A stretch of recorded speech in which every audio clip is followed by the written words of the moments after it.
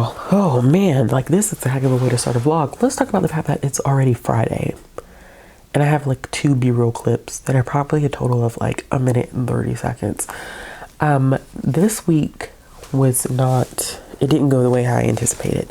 This week was a very complicated week. And not in a bad way. Hold on, I'm trying to grab something out of here. Not necessarily in a bad way, but I had a lot going on this week. And honestly, I did not read that much. I felt, it's not a slump, but I was so mentally exhausted when I got home. I just wanted to kind of detach and sleep or watch random things on the internet. I'm in the midst of doing a Laguna Beach rewatch, and that has kind of taken over my life. And then when I was at work, I needed to listen to music to kind of get me through some things. And then I was in a lot of meetings this past week. And then on top of that, on Monday, like I was not feeling well and my back was not, I hurt my back and I was not feeling great. So this has been a tougher week for me, to be quite honest. That's not to say I haven't read anything, but I also haven't been reading the way I anticipated, which when I did my March, middle grade March TBR, I said that that was probably going to be a thing where I was not going to, there was going to be a point in a month where I was going to drastically slow down. So let's talk a little bit about what I did end up reading. I'm actually not going to even make this intro clip too long. I was doing so well, and now that fridge just started acting up. It always does this to me. Fine, and then the fridge decides that it wants to go bananas. So I did end up finishing a book so far this week. I finished Rich and Strong Punches a Hole in the Sky, which is good because this was my February pick for my spinner wheel. So I'm glad that I did end up getting to it. It's a book off of my physical TBR that I've been meaning to read for a while. I like this book. I did like this book. It is a 4-star read for me. It focuses on Tristan Strong, who is dealing with a lot of grief. His friend has passed. He feels a lot of guilt associated with it. And so he's sent to stay with his grandparents in Alabama to kind of heal from the tragedy. Of course, while he's there, he encounters some things that are kind of abnormal. And he ends up in the midst of a battle with the black gods that we're used to hearing about via storytelling, like John Henry, Brer Rabbit. I loved hearing some of the things that I am familiar with when we're talking about African American oral storytelling and its connection to even West Africa. And so there were a lot of those moments in there, and I can tell that this was definitely well researched. I could tell that Kwame Mbale put a lot into this book, but I do feel like it was too long.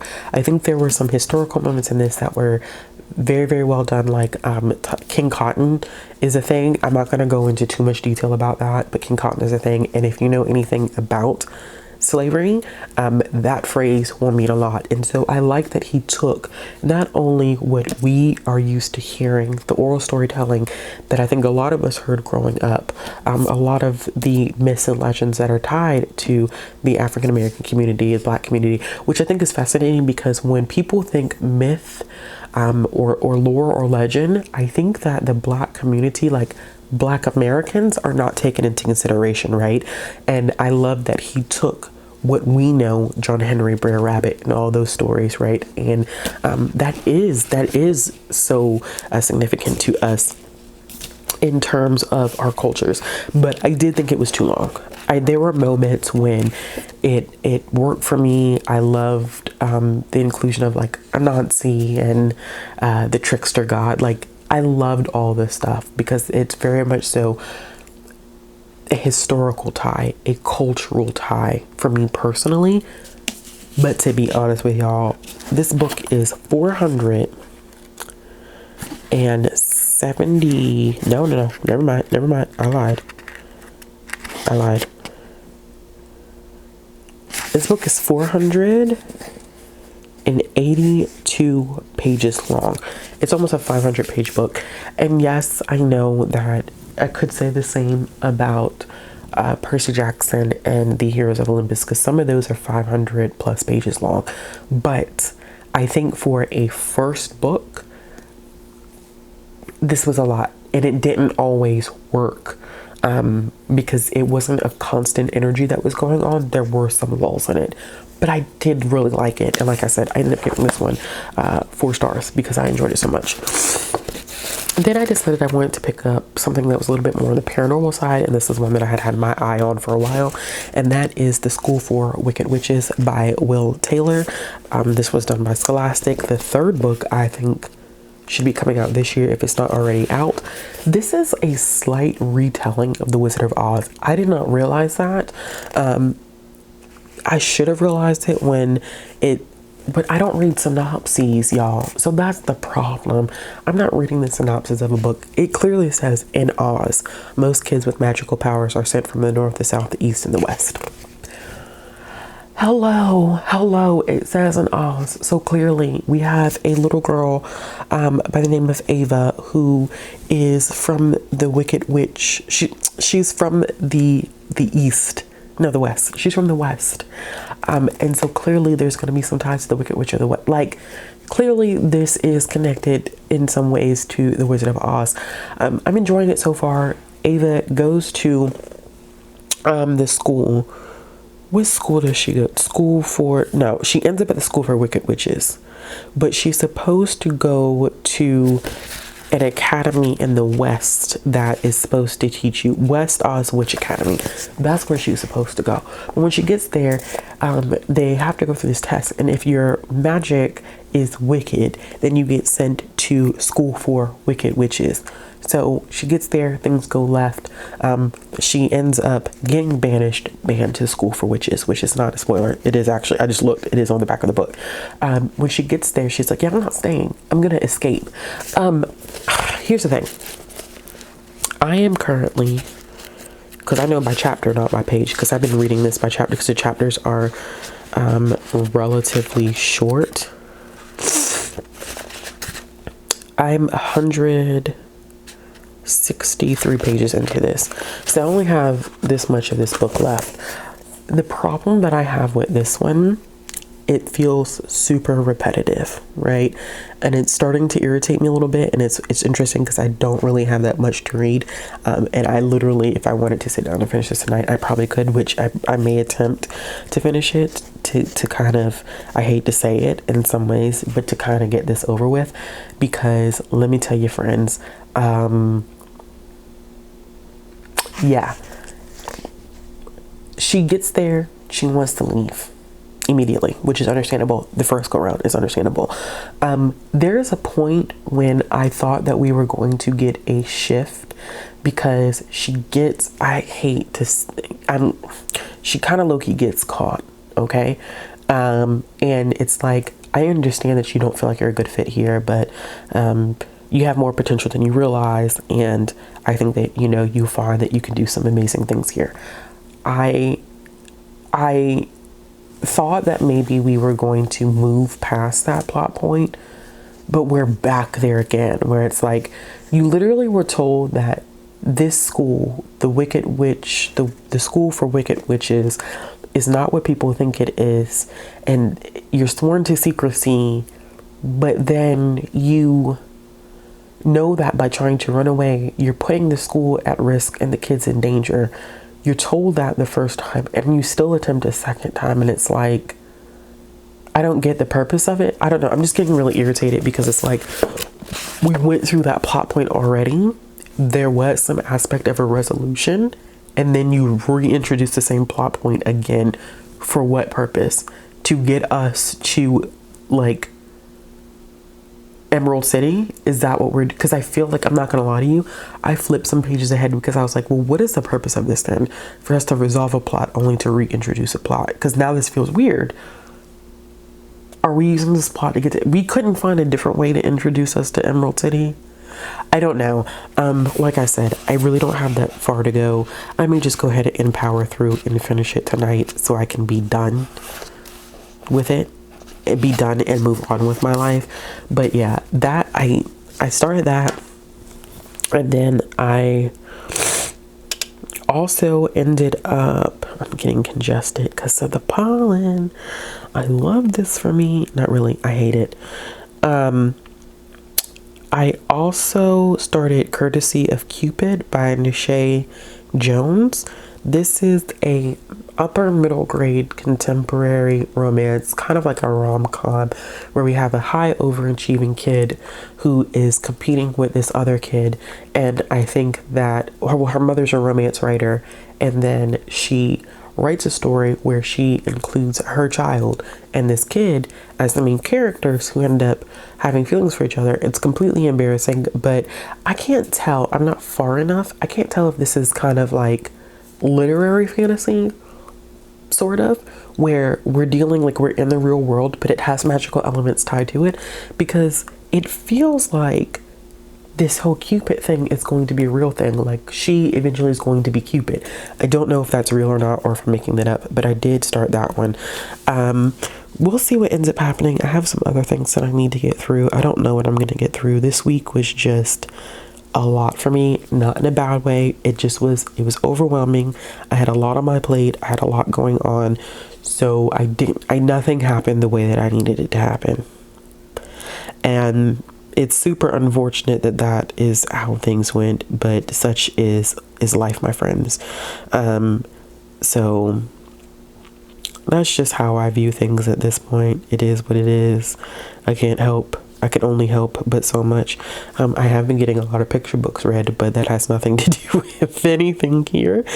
Picture books have definitely been my saving grace. They've been my jam because I haven't been super happy with lots of things going on. I think it's a little bit of stress, and I'm rambling because it is late. It's almost 10 o'clock here, and it's a Friday, and I just filmed a video that's gonna go up tomorrow. I filmed a Patreon video as well, and I have another video that has to go up on Monday. So we're gonna see what happens. We're gonna see how this is going to go. We'll see how this is going to go. Actually, this vlog may not go up till Wednesday because I have to post a video on Monday. Or is it Tuesday? I don't even know. I don't know. All right, y'all. When I have something more official, I definitely will check in. But for right now, that's it. That's all we have. 2 books currently reading, 1 finished for the week. We'll see how the rest of the week goes.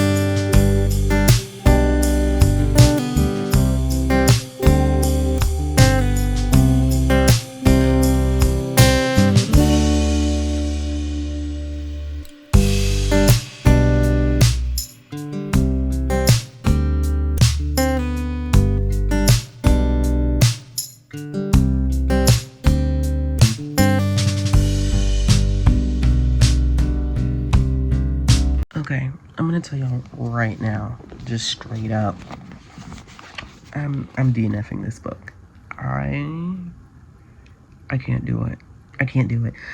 I made it to 180 what was it? Oh gosh, maybe 185 pages. I literally only had this small chunk left right here. I can't do it. I can't do it. The repetitiveness of it. It's not the most logical middle grade book that I've read, and I can't do it. It has completely and totally lost my interest, and it is slowly putting me into a reading slump. I can feel it, and I'm not going to do this to myself.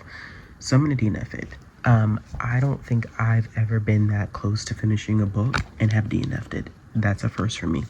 But child, it's the first time for everything. So what I'm going to do, since it is Saturday, and I really only have tomorrow and part of Monday to read, because Monday I will probably do my final clip and then be done with it. This vlog is not going to go up until Wednesday because my 30 and 30 announcement for April is going to go up on Monday. So it's going to throw my schedule off just a tad bit, but it's perfectly fine. It's whatever at this point. So,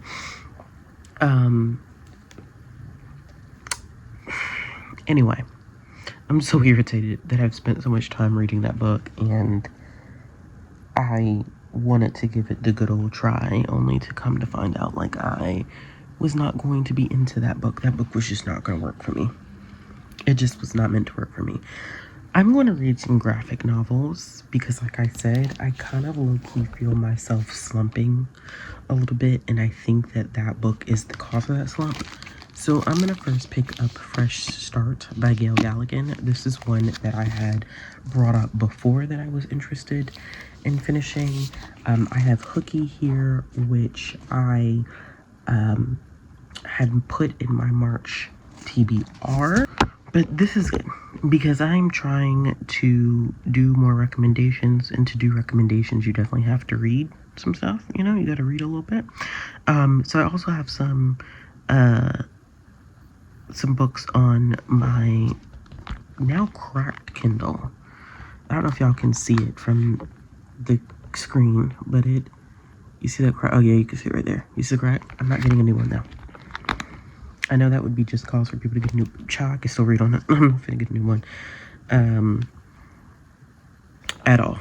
That's not about to happen. Okay, let me go back. And it's already 10 o'clock. Holy crap. Okay, so I have 3 graphic novels that I think I'm going to try. The Tryout by Christina Soondervat. The second one to that one came out last year.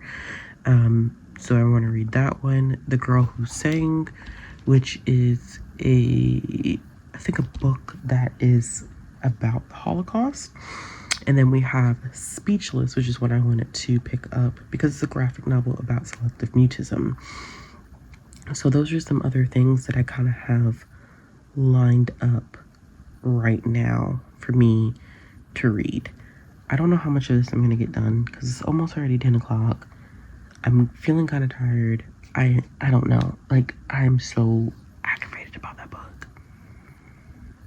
I'm so aggravated by that book because when we went outside today, I was like, I'm going to sit outside. I'm going to finish this book while my kid plays with some sidewalk chalk.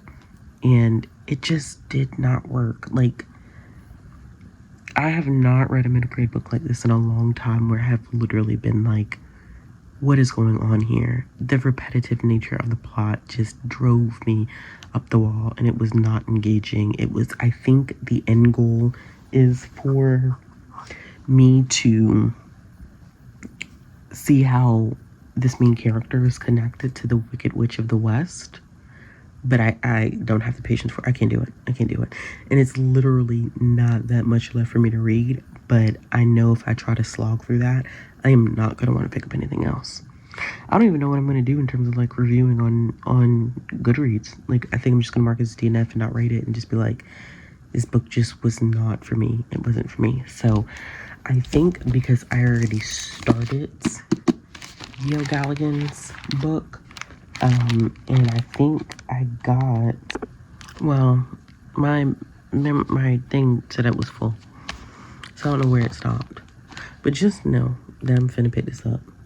I'm about 25 pages in. This is the book I'm finna read. Who knows where that last clip ended? I don't really care. Alright, I'll check in with y'all when I get something else accomplished. If you see me wearing the same shirt tomorrow, mind your business. Okay?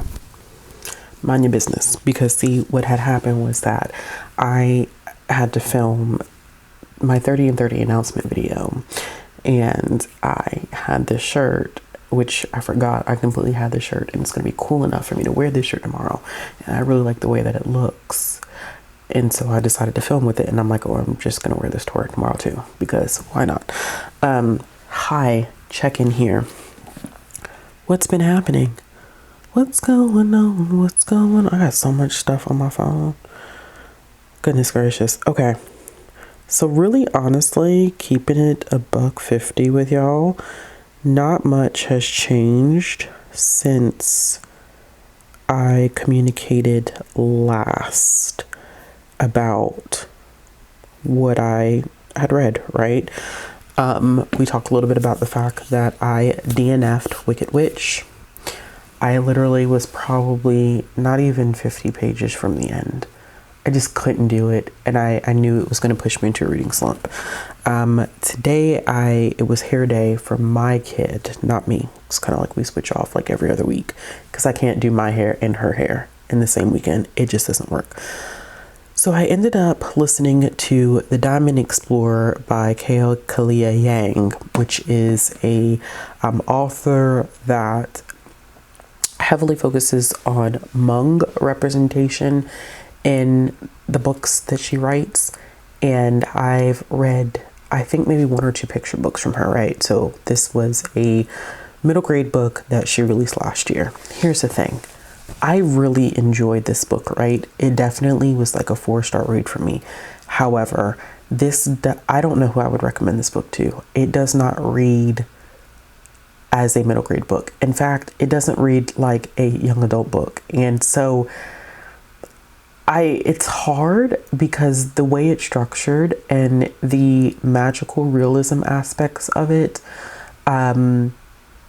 it's kind of, I don't think that a middle grade reader would, and it's not me not thinking that they're not capable, but literally, I think that this is formatted in a way that requires an adult's interpretation, because we're focusing on a main character who, how do I explain this? So the first half of the book, y'all, it's not even in his perspective, right? It's literally told from the perspective of his family members and his teachers. And so we're learning a lot about him through the lens of other people, which I think is an interesting choice, right? Because how people view us, especially how people view children, can really shape how we perceive ourselves. And I think that that was the intention of this, where we have adults who perceive this young boy, Malcolm, as being like really quiet, really to himself, to the point where people didn't think he was intelligent until there's one specific scene where a teacher gets a hold of his writing and they're like, but he's like such a fantastic lyrical writer. And you can see how these interactions shape and mold him, inevitably can cause some insecurities in how he perceives himself and how he perceives his place in the world. He was born in the States. His parents are immigrants, Hmong immigrants, and they're trying to navigate the U.S. system in a way that's best for their children. So there's a lot of social commentary in this book as well. And it's interesting, like even hearing from his siblings, because he's the baby that wasn't supposed to happen. There's like a 10-year age gap, I think, between him and the next sibling. And so it's interesting seeing how they each have interacted with him. And then in the second half of the book, it flips. And then you get to learn a little bit about how he perceives himself. But this is where it gets very almost fantastical in some ways, right? It's him being like the storyteller of his family. But it's hard for him trying to connect who he's supposed to be, because he knows that he has these connections to his ancestors. And that's a big thing culturally, right? It's brought up a couple of times that like when he's asked specifically, like, well, what's your religion? And it's the moments in which you see the educators engaging with, and there's one educator that I really, really enjoyed her perspective, but a lot of the educators that come into contact with him, it's horrible. It's horrible. There is no cultural competency going on at all. And I think that that can be something that's super realistic to the experience of immigrant children, right? This is not something that's far-fetched. If you are not aware of other cultures, you are not going to respect them, or have no problem remaining ignorant to respecting them. And there was a couple of teachers who definitely were ignorant to his culture, his experiences, and were not willing to learn anything else, and spent most of their time trying to Americanize him. So there is a point in which a teacher brings up this question of, when she's having them pledge allegiance to the flag, and the way that she goes about that just really made me cringe. And then there was a part in which religion came up, and it was like the way she handled it was awful, but like one kid raised his hand and he was like, we don't practice any religion, like we're atheists. And then this is when Malcolm was like, yeah, we pay homage to like our ancestors, like that is a part of our faith. And so he knows that he has these ancestors that he doesn't have a direct connection to, right? Being born in the States and being very separated from them, because by the time that he's born, all of his grandparents have passed. And so he never got the opportunity to meet them. And I think it's this interesting dynamic where we get to hear from the ancestors and their hopes and their dreams and their wishes for him. But I think what causes problems is the way in which this is written. It is very, how do I describe it? It's not stream of consciousness, but it's one of those books that has you almost like in a dreamlike state. I don't want to use I was going to go with a different association, but I don't, because I'm talking about a kid's book. But it has you in a very dreamlike state where like everything feels hazy, not as like clear. It's a very interesting way to represent the experience of a boy who is trying to figure out his place in the world, where you don't have this direct connection to your ancestors. You never met your grandparents. You've never lived in the country where your parents have come from. But then here in America, you also don't know your place. You're seeing active discrimination. You have a fear of how the police will perceive you, watching a sibling get into conflict with police. So there's a lot of different elements that are at play here, and I definitely got to a place or point where I didn't know who I would recommend this book for.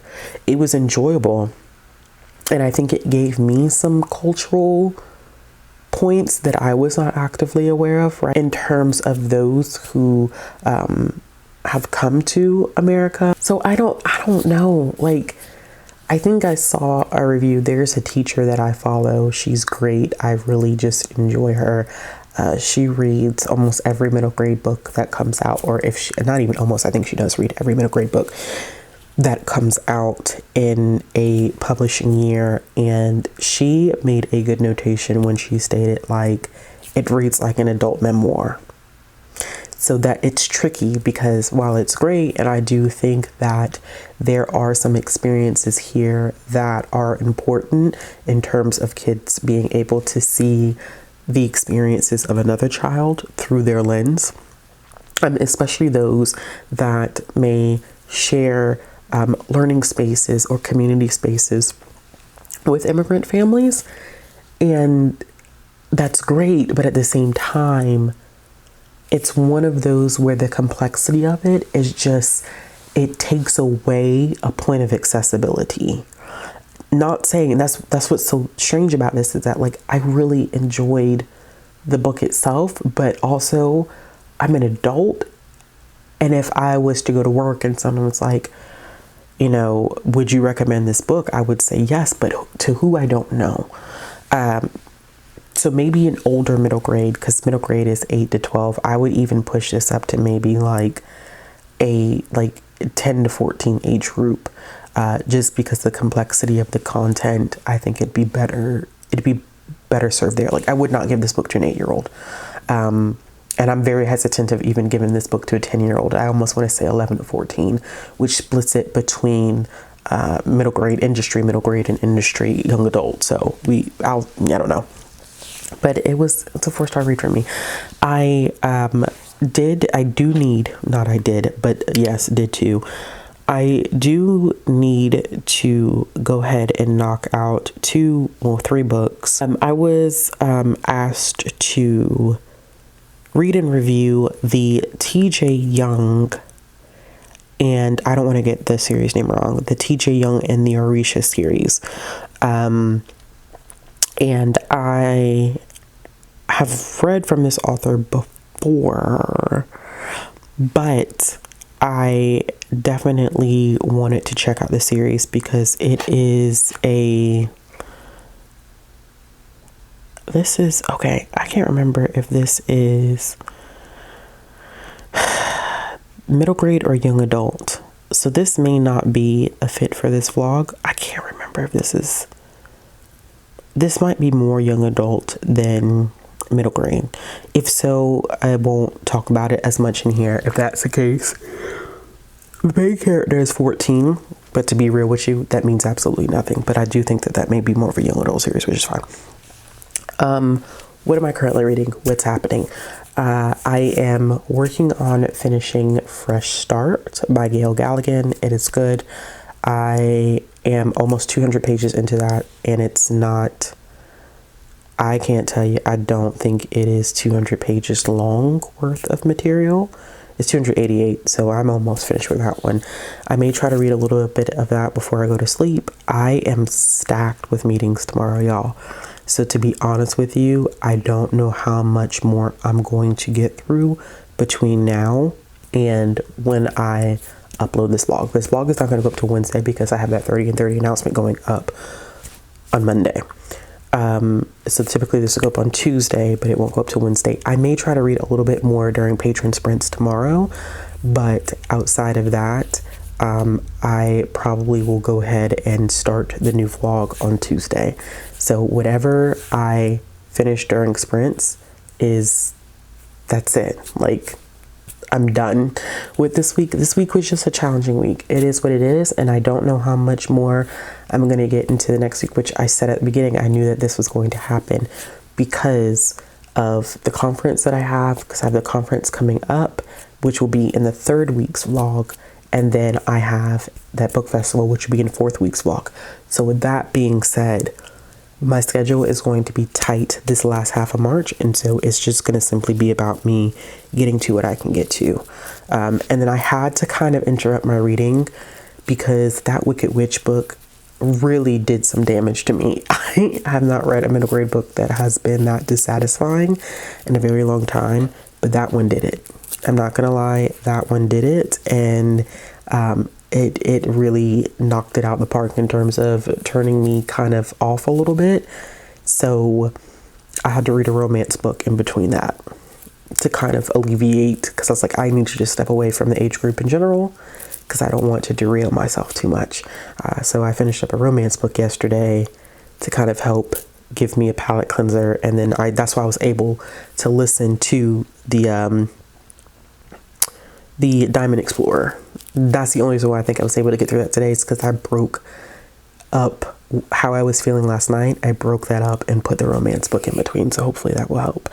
But yeah, y'all, that's it for right now.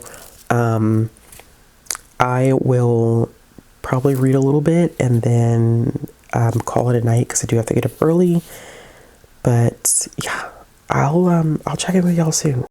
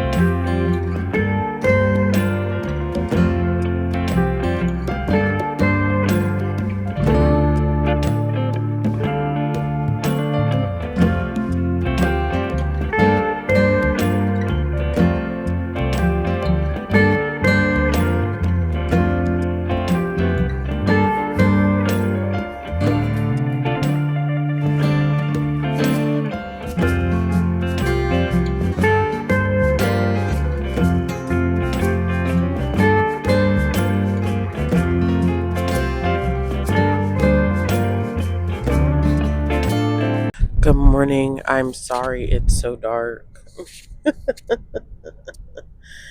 It is the crack of dawn, and I actually had to drop my kid off earlier than usual this morning because I am at a conference for the rest of this week. And one aspect of the conference this morning that I was able to get funding to attend is the author breakfast, and that starts at 7:30 in the morning, which is not, I mean, it's early. I thought maybe like 8:30 would be, the time, but unfortunately that is not the case. It is 7:30, and I see someone flying through a school zone right now, which is really stupid because the cops literally set themselves up at the school zones to be able to write tickets, and we're getting closer to the end of the month, so there's that. But yeah, so it is early, so I apologize. The lighting is not going to be great. This is going to be a darker video, and you're probably saying, well, Ashley, you could have just waited. Well, here's the thing. I essentially have this vlog has now turned into a two-part vlog. It originally was not going to be two parts. It was going to be a week 2 and a week 3.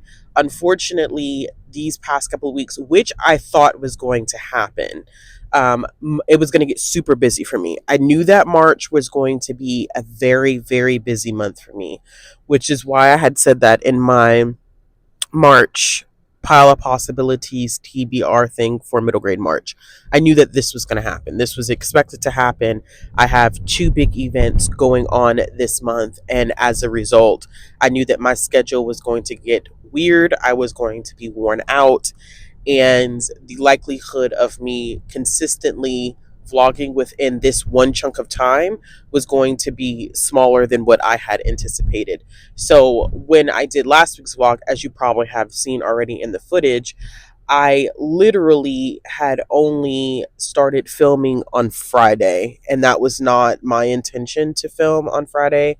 My intention was to film on starting, Tuesday, which is the beginning of the week. Then I had to upload the announcement for 30 and 30, which is happening next month. And in doing that announcement, I was like, you know what? I don't want to overload in terms of uploads. I'm very weird about that, where I like to upload consistently, like at least once a week, but then I don't like to overload people either and put out 3-4 videos a week. Like, I just don't, me personally, I just don't have the capacity for that. It's too much, and I think it's too much on viewers for me.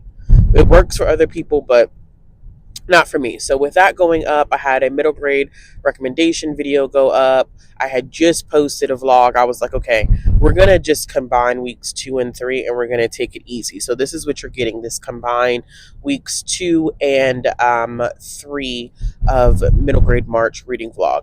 Now, I have read a couple of things, not as much as I read that first week. I tried to overload that first week, in terms of trying to get through whatever I wanted to get through and enjoy, because to be quite honest with you, I had a strong feeling that it was not going to continue for the rest of the month. So I have read other things. I think in the vlog I talk a little bit about some stuff that I had been reading.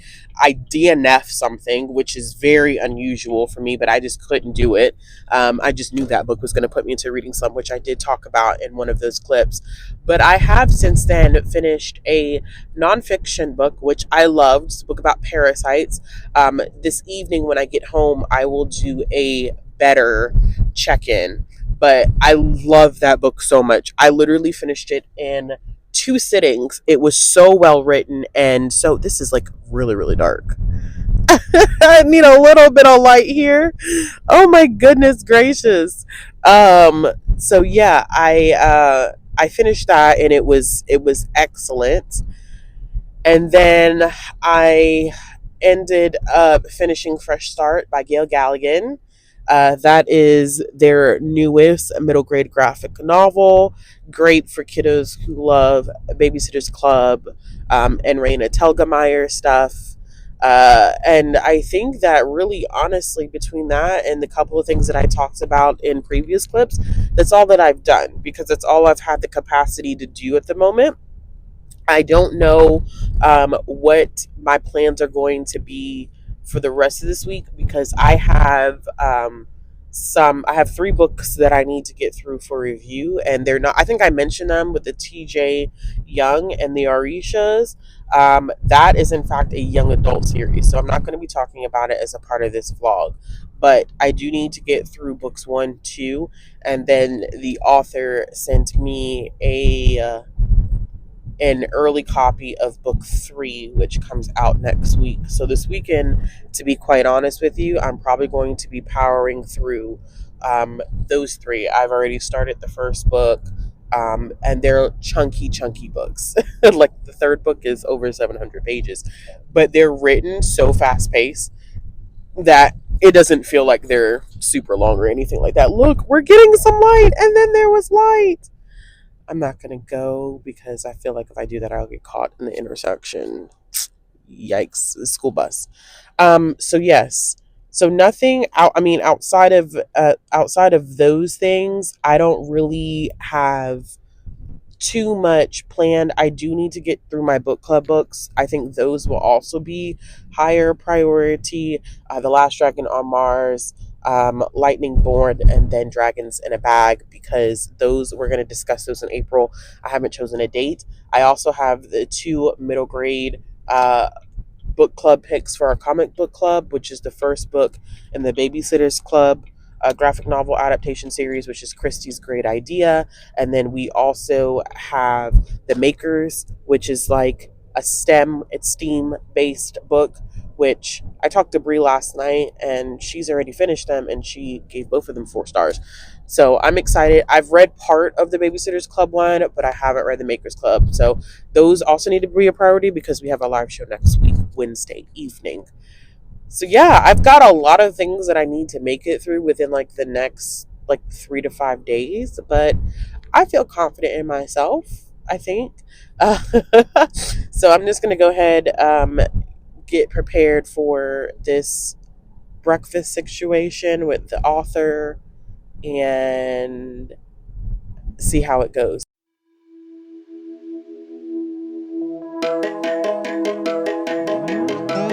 I've been writing songs for TV shows. The money never lasts and the feeling goes away. I can hear a weird small silent voice that says I'll never cut through all the noise. And yet I think I'm starting to believe it. What if all the things I want weren't meant for me? Maybe a more pretty life's not meant to be. What if I never make it? What if I never make a name for myself? Was it ever even worth trying? Is there somewhere even worth finding? What if I never make it? The show is ending and the lights are going down, but there's no one in the crowd tonight. So I'll keep singing for myself, alright, yeah. I guess I could find another job that pays a hell of a lot better than these stupid songs. Yeah, sometimes I hate them. Maybe I would fit in with my friends. We could talk about our stocks and dividends, yeah. Or whatever you call them. What if all the things I want weren't meant for me? When I'm finally gone, will anyone remember me? What if I never make it? What if I never make a name for myself? Was it ever even worth trying? Is there somewhere even worth finding? What if I never make it? The show is ending and the lights are going down, but there's no one in the crowd tonight. So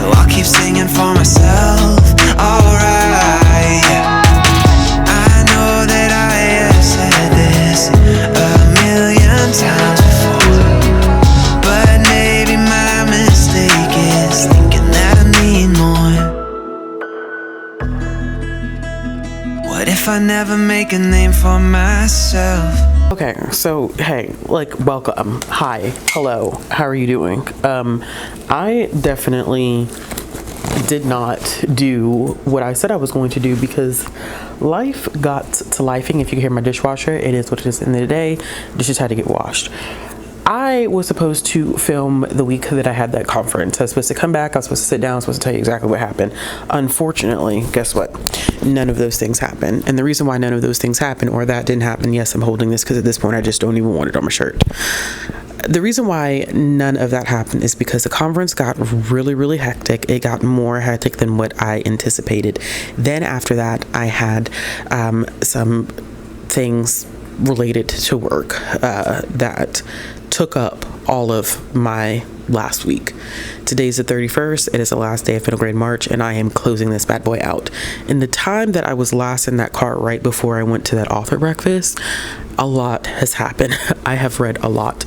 I didn't read. It's almost like I think that week I tried to get through as much stuff as possible because this week this past week was so heavily focused on prepping for this book festival that we were doing that I did not get the opportunity to read the way I wanted to read. So we're just going to go through, and I'm not going to spend too much time on every single book because unfortunately I just do not want to make this final clip like 30 minutes long. And if I need to catch up on anything, I can always, there are ways to do this. I could also talk about this in my wrap up if I really wanted to, but probably not. Just, y'all know how I get. Okay, so first things first. I did talk about finishing Fresh Start by Gail Galligan. That was a great graphic novel. I think that if you're used to Gail's work or you appreciate Gail's artwork, that's one that you're going to really love.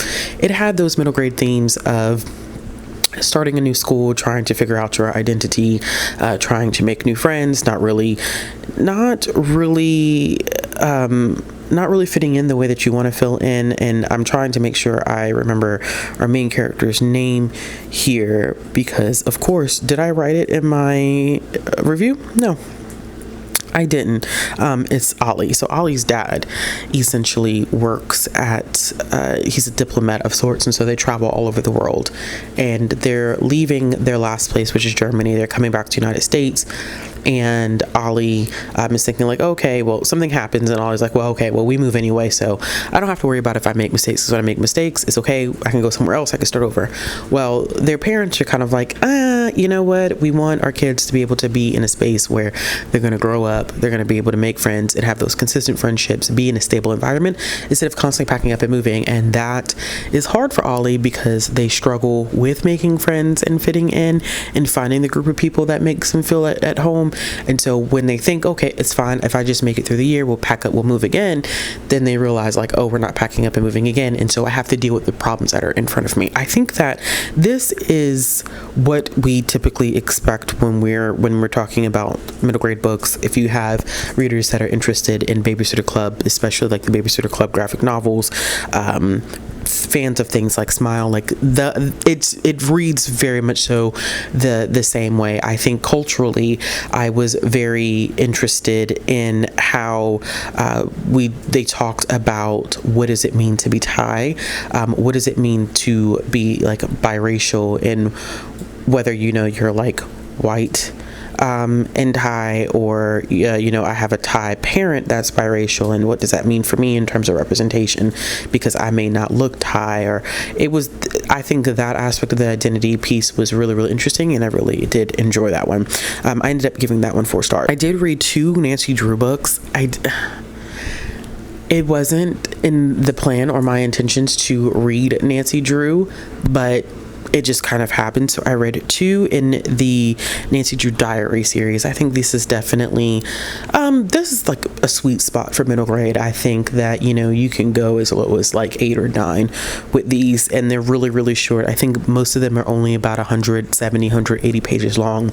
Not a lot, but great for young mystery lovers. So I read Mystery of the Midnight Rider and then Once Upon a Thriller. I think I enjoyed Once Upon a Thriller just a little bit better. And then The Mystery of the Midnight Rider. I felt like there was more at stake in Once Upon a Thriller, and maybe I like that one more because of the fact that it focused on an author who used a pseudonym, and something happens in this town, and it felt like Nancy was in some serious danger in that one. Whereas, I mean, not to say that The Mystery of the Midnight Rider was not good, but it's one of those books where, like, you read it and it's not the most memorable thing that you'll pick up. Like I said, it was a solid installment. It dealt with a horse show. I think the twist at the end of that one I didn't necessarily see coming because of how everything played out and how Nancy was able to figure it out. But I think all of these are going to depend upon someone's interest in the topic that's being covered, right? So if you have a reader that's really interested in horses, this one might be more appealing because it centers a mystery that's taking place at a writing competitions, and it's the center or the story centers a trained horse rider and kind of their relationship to doing this for fun, parental expectations. Whereas for me, as someone who's very much so into books and I love books about books, the thriller one, which was Once Upon a Thriller, that one was going to have greater appeal for me. So mileage is always going to vary on that. I also read a nonfiction. I've been trying to make sure I read my nonfiction, but I picked up a nonfiction that was very, very, very, very good. And I talked about this one a little bit when I was in the car, and that is Power to the Parasites by Chelsea Elwood. This is typically not what I would pick up. This is a middle grade science nonfiction.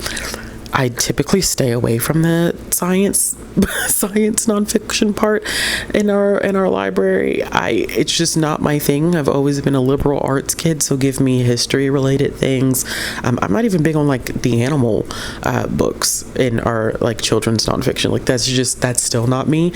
But for some reason, I don't know how I saw this. I think I was processing, and of course, this was a title that I selected, but when you select so many things, like when you're buying for your system, you don't remember things that you've bought, because there's so many things that come out within a week and a month, a year. And I think this one came out last year, towards the end of last year, and it came across my desk, and I was like, this looks interesting. So I ended up putting it on hold, and I finally just looked at it, and I was like, I'm just going to read it. And definitely not my speed. This is literally about parasites, the magical world of parasites, and how they are both beneficial, or how they can both be beneficial and have a negative impact on its host, depending upon what the host is, and how they manipulate situations. It's very intriguing because when you think parasites, you're not thinking any sort of intellect or anything like that. And in this situation, I almost felt like some of these parasites were pure geniuses.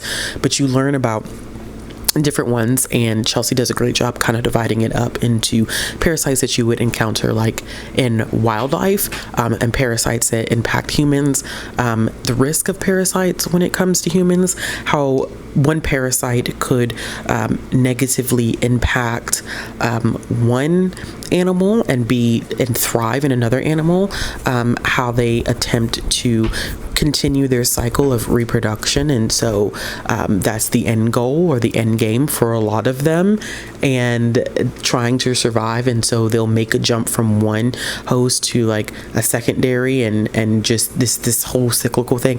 It was a very, very fascinating thing. I shared it on Instagram when I finished it, and I was like, if you've never read this nonfiction book, I need you to read it, because I absolutely loved it. And I ended up giving that one 5 stars because it was just so fascinating. It was unlike anything that I had ever read before.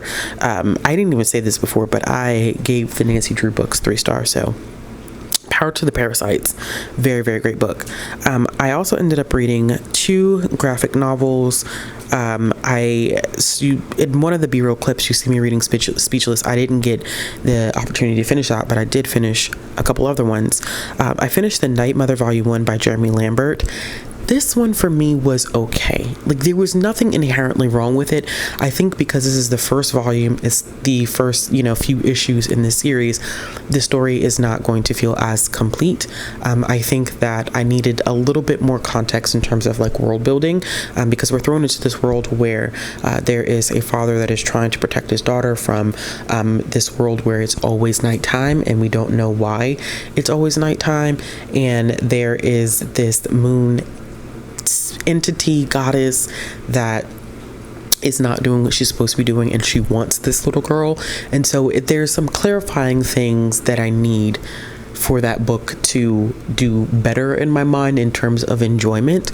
I thought that the artwork was really, really fascinating, and I think that it is the beginning of a good story, but not one that I would say is, right out the gate, I'm like, oh my goodness, this is immaculate. I absolutely love it. And I feel like I ended up giving that one maybe like 3.5 stars. Like I said, it wasn't 3 stars. It wasn't bad. Thematically, like, we're talking about things like family and belonging. I love the stuff like that when we're talking about middle grade, but it did feel like it was missing something at its core, which could be resolved in future volumes. I'm not giving up on it, but that's just my, my first experience. The next thing that I ended up picking up was The Girl Who Sang, a Holocaust memoir of hope and survival. This was written by Estelle Nadel and illustrated by Sammy Savos. This was so gut-wrenching. It is Estelle's story of living in Poland and hiding. And she loved to sing, and the Nazis invade Poland and they have to go into hiding, and she can't sing. In fact, she's hiding in it's kind of like a loft at the top of the house, and she can't talk. In fact, at one point they can't even stand up, and so they're constantly laid down, like they can't use their legs anymore. And it's stuff like that you don't think about. Like, when you're in a position like that for an extended period of time, you lose function of your legs. You forget those muscles are not getting worked, and so you can't walk after instances like that, and you have to retrain those muscles to be able to function. This was extremely heartbreaking. Estelle pretty much lost her entire family, and I could not fathom being in that position. You see family members make decisions that under normal circumstances they wouldn't have made, whether that's acts of betrayal or saying like, I have to take care of me and mine, or I have to protect myself. And she talks a little bit about that anger that you can feel, but also that understanding of we're all operating from a place of fear right now, and everybody's in survival mode. And I think it's easy to say what we would do in situations like that, but you never know what you're going to do until you're put in that moment. And I would never want to be in that moment. But I think one of the things that I appreciated about this is I can't imagine what it takes for any Holocaust survivor to relive that trauma, and to share in hopes of it never happening again, even though right now we see genocide occurring. And it's devastating, it's heartbreaking, it's admirable in a way that you're willing to put yourself out there for people to, one, never make that decision again, to never commit those atrocities again, but also because you want people to remember. You don't want people to forget. And in a time in the United States where we have intellectual freedom at risk, when we want to teach children alternate history, when we want to teach children things that are not true, we don't want to give them reality because, I don't want my kid to feel guilty. It's stories like this that I'm so happy that they exist, because the truth has to be told so that we don't continue to make the same mistakes. And I don't think people realize that we repeat history often because we don't learn from it. So I definitely gave that 5 stars. Yes, ma'am. I have my friend here with me today. You need help opening this? Why do you use a microphone? Because it helps me. Well, where is this? Oh, I see it now. Because I was about to say, I don't see it either. There you go. Thank you. You're welcome. Okay, so speaking of, after I gave that one 5 stars, speaking of other Holocaust stories, I also, and these are not going to be in the correct order because I'm kind of going out of order with these last few. I also read Uprising by Jennifer A. Nielsen. Jennifer Nielsen is known for her young adult series, I think, in a lot of spaces, but she writes a lot of middle grade historical fiction. And I was like, okay, I'm going to read Uprising. And I feel like I read these two back to back, which was probably why it felt super intense, because from the graphic novel, The Girl Who Sang, she was Jewish going into hiding, and from Uprising, I'm getting the perspective of a main character that was part of the resistance in Poland. So she's Polish, she wasn't Jewish, but she saw things happening. Her father gets recruited to go fight at the Russian front. The Nazis invade Poland, and she sees just the different things that are happening. She sees the impact of the Warsaw Ghetto, and how the Jewish community is being treated. She gets word of what's happening to Jews once the ghetto is being cleaned out.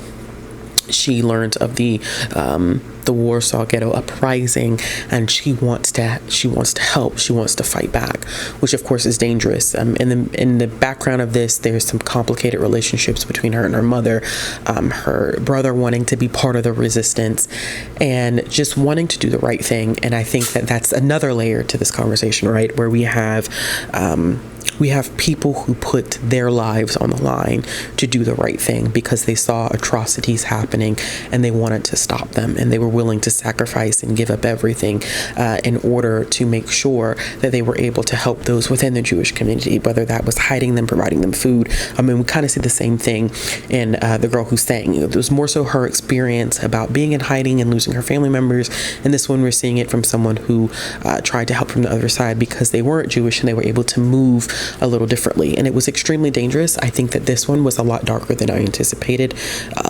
I mean, being part of the resistance, one of the questions that she immediately gets asked is like, are you afraid? And she's like, absolutely. And the guy who responds to her is like, good, because if you weren't afraid, we would be concerned, because then you would be reckless, and you should be afraid, and you have to live with that fear. And so they did very, very dangerous things, pushing back against the Nazis, fighting against the Nazis, and you would be introduced to a character through the main character's eyes, and then, you know, a few pages later, that main character would be dead. I mean, that character, side character, would be dead. And there were a lot of high, intense, emotional moments that were very gritty and unexpected and very real. And this was based on a real life experience of a resistance fighter. I did not know, because I feel like this is my first time reading Jennifer A. Nielsen in a historical fiction lens, and it was good. I haven't even written my review yet for this on Goodreads, because who has had the time to do anything? It was very, very good, and I am super excited to check out more of her work. This one definitely for me is like a 4.5. There are moments I think that were a little, ironically, there were moments I think that were a little slow or lagged a little bit, or like lost my interest just a tad bit, but it was almost a perfect read for me. And then I also ended up finishing 3 other books. So one, I finished Deep Water, which I'm also reading for award season again. Like, I'm looping back around to award season. So with that being said, because I'm looping back around to award season, it is definitely making things a little interesting in what I'm reading. So I think from the bureau footage where I was laying in bed and I was reading, it was just like a slow night. And I was like, oh yeah, you know what? I'm just going to try to knock some things out. So I decided to pick up Deep Water by Jamie Sumner. This is not my first Jamie Sumner book. I read Jamie Sumner, I think, for the first time last year. Deep Water was one that came out last year that I had meant to read. It was a 2024 release and I didn't get to it, but it's a book written in verse. It's about a girl who has been abandoned by her mother, but she's working through this abandonment because she's working through this abandonment, trying to understand her mother's mental health. So her mother has mental health issues. She's on medication, and then she decides that she's no longer going to take her medication, which of course has a negative impact on the rest of the family. Our main character loves to swim. She used to swim with her mother. She likes doing competitive swimming. So she was trying to beat this record where it was, I think it was 6 miles of swimming, and she wasn't supposed to do it unaccompanied, like without an adult, and she ends up doing it with her best friend. And she's trying to prove this point that maybe if I complete this race, like, you know, my mom will come back. She'll hear about it. She'll see it on the news and she'll come back. And very much so an adolescent manner of thinking or perception of parental neglect, right? If I just accomplish this one thing, if I just do this one thing, my mom will come back home. My mom will want me. And it is a sad full circle moment for her when things don't work out the way that she anticipates. And so you see her kind of flash back to moments that she has with her mom while she's actually in the space of swimming. I thought it was good. I think the ending was a little abrupt, right? I appreciated the ending, but at the same time, I was like, this is a little abrupt. I think we could have done just a little bit more with the ending and gave it a better conclusion. Not in the sense, because you know me, I'm not a person that needs perfect endings, but I think it just kind of ended, and I was like, wait, I just felt like I needed just a little bit more there. So it's fine. It's all right. I definitely still think I still would say it's like a 3.5 read. I did enjoy it. Jamie Sumner is a great writer, and I did enjoy what she had to say in that one, and how she used swimming as kind of a catalyst for that. Speaking of difficult books with difficult topics, I also ended up reading Someone. This is by Linda Oatman High. This was a 2025 release, and I wanted to read this one. It's very, very short. It is a main character who is living with her aunt because her mother struggles with addiction. This one was very, very, very hard, because at the beginning of the book, she's like, and it's not that she is unaware. She knows what it's like. She knows what to expect. She knows that her mother has a problem. She knows when her mother ends up in jail. Like there's no lack of understanding there. So I found this one to be very, very interesting, and she is very well versed in being able to tell people, you know, this is what happens when you have someone who's battling addiction, and that's just what is going on with my mom. And so her mom goes missing, and her and her aunt go looking for her mom, and it sends them kind of on like a wild goose chase looking for her mom. And she finally gets to this point, I think, where it's like, you know, I'm a good kid, and I deserve not to have a bad mom. And there's this connection between her and her aunt that I thought was really beautifully done. This one, I think I would be very mindful of giving this one to sensitive readers, but I think that the topic is one that deserves a lot of shine. Like those books where we have kids who are dealing with addiction or mental health issues, not within themselves, but within a close relative or family member. Okay, and the last thing that I ended up reading, which I'm going to make this really, really quick, is The Sherlock Society, which is the first book in the Sherlock Society series by James Ponti. 4 stars. This is James Ponti. I think he writes really, really well. This is very different than his City of Spies series, where it's more mystery based than espionage. This one is a group of kids. It's a brother and sister duo. They're really into Sherlock Holmes, and the sister is supposed to go to summer camp, but the parents don't send her, and so they decide to start the Sherlock Club, where they'll do investigations, solve mysteries, and they would make money doing that way. And you know, until mom's like, hey, legally you can't, because she's a lawyer, you can't do all this. And so they decide to look into finding Al Capone's hidden treasure. That's how it starts, but it leads into something completely different, and it really is a mystery.